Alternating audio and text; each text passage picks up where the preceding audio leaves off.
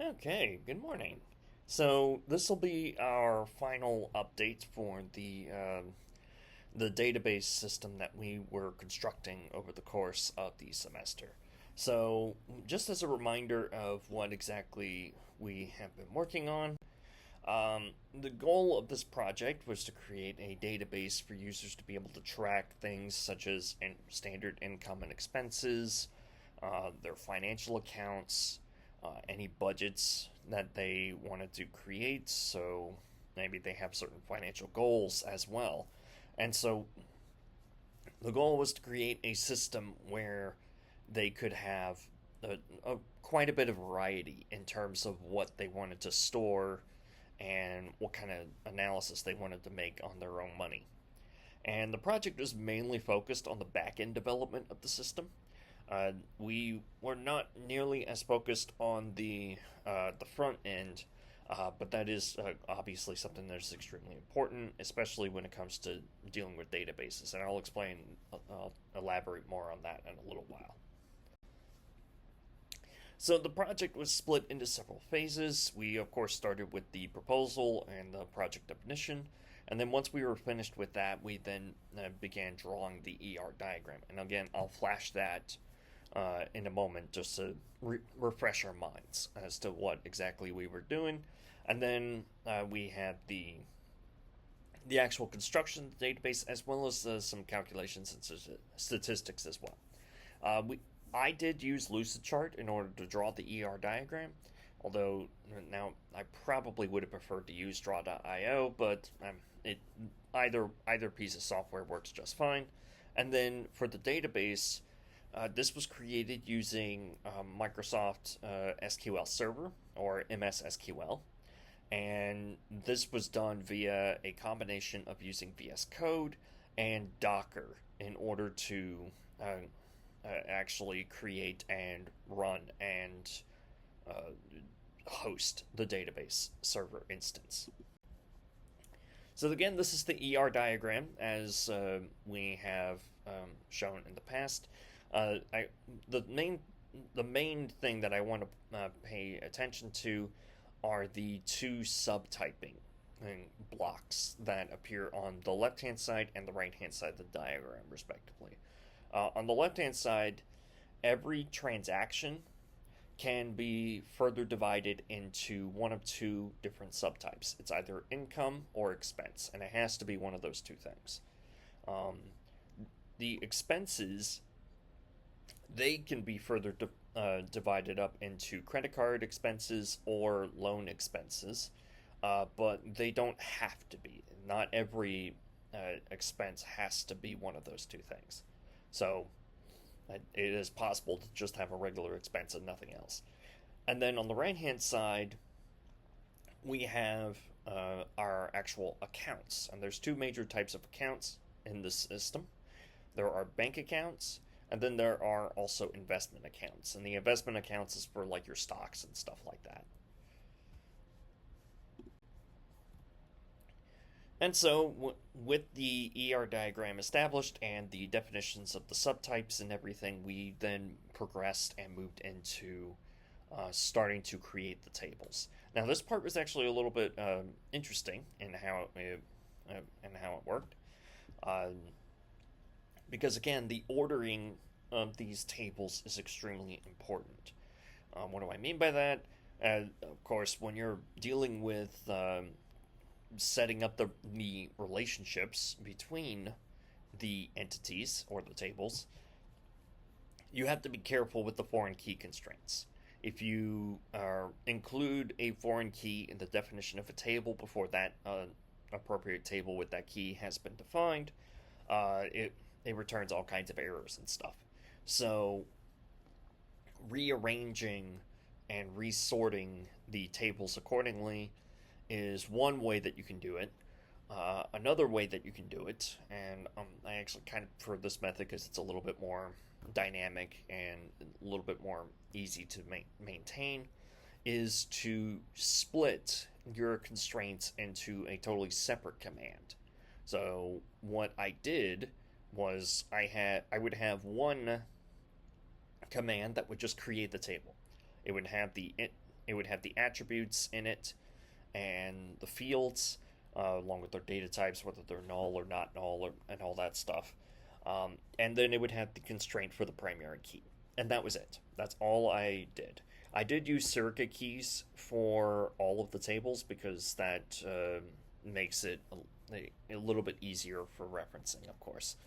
And then once the tables were created, then I went back in and I went ahead and I updated the tables by adding constraints after the fact using alter table. So these are two examples of what an altered table adding some foreign key constraints will look like.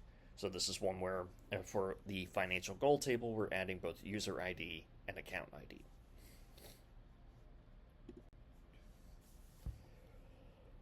Now with the subtyping, in order to be able to handle that, it's actually fairly simple. The idea is simply when you go to create the subtype itself, you simply need to specify what the primary key is, which is going to be the same exact thing as what's in the financial transaction table in this case. And then you need to include a special references command. So the references tag says that this is referencing the fin transaction ID that's in the financial transaction table. And you may notice also that there's something else that if you look back in the financial transaction table, there's this fin transaction type, and underneath that there's a check statement. There's not really actually an official way to do an enumeration in SQL. However, you can write a statement that looks something like that, where you have fin transaction type in, and then you have a set of items that you pick from. That is an example of how to do an enumeration, so if you're curious. And then once we had the tables defined, we were then able to actually start inserting data. So some of this, and of course I was using synthetic data for this, so none of this data is actually real. Some of it was made up by yours truly, others was just made up by generative AI via Grok and all that stuff. So inserting the data into the database itself wasn't difficult conceptually, but it was pretty clunky. One of the problems that I started noticing especially with the subtyping, is that there would have to be multiple subqueries in order to obtain the correct user ID or the correct account ID in order to be able to get that information in dynamically. I didn't want to hard code it because if you hard code it, that makes it much more difficult to maintain the database, and it's not feasible or not acceptable. So I wanted it to be dynamic, of course, from the beginning, but some of the commands were getting quite long, and I would end up having subqueries inside of subqueries inside of the query to insert the data. So a way to sort of alleviate that is to invoke the usage of variables. And so what I would do is I would define a few variables with descriptive names, and then I would store the subquery inside of that variable name. And then I could just refer to the variable name itself. This helped to shorten the code and the insert statement significantly, and it made it a lot less clunky and much easier to maintain and read. And then, of course, when it comes to the calculations aspect, this is something that I want to play with a lot more, especially because as new data is added, it changes how the calculations perform. So this is something that I would like to continue exploring at some point in the future. This is one example of how you could do a calculation, where this one calculates what the current balance of an account based on all transaction data is. And so you might notice the case structure, and there's two possible ways you could set this up. One is where you have income stored as a positive value, and then you have expenses stored as negative values. Uh, if you do that, then you just have to sum all the positive numbers together, sum all the negative numbers together, and then uh, add and subtract them off, and then just add those two sums to whatever the account amount is. That's one way you can do it.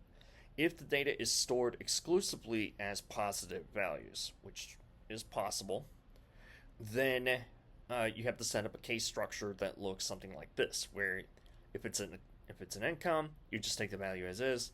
If it's an expense, just multiply by a -1, and that will make it an expense. So it'll take away from the account balance.